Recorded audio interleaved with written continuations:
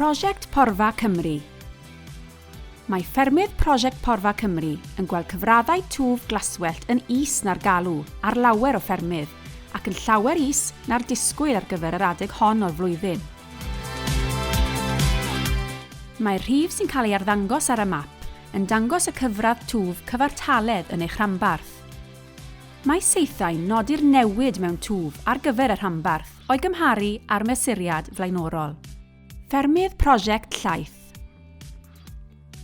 Cyfartaledd tyfiant porfa rhanbarthol ffermydd Llaeth dros yr wythnos diwetha. 34 kg o ddeunydd sych fesul hectar y diwrnod.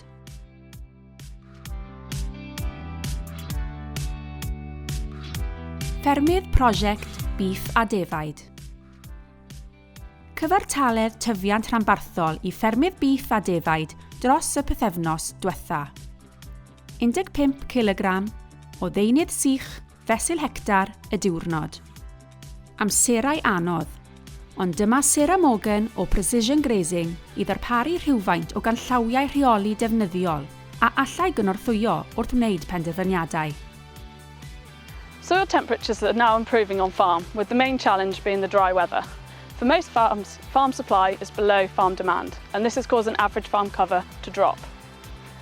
The action now is to keep average farm cover where it is or try to improve it. For beef and dairy farms, this means keeping concentrates and silage in the system where possible. An advantage of the dry weather is the ability to feed out silage at grass as needed. For set stock sheep farms that are currently lambing, you can provide energy blocks at grass if you don't want to disrupt poods that are set stocked.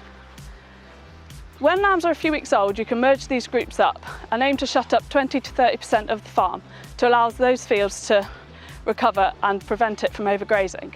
With limited rain in the forecast, action is needed now to ensure performance targets are met, and there is adequate grass cover on farm for when the rain arrives.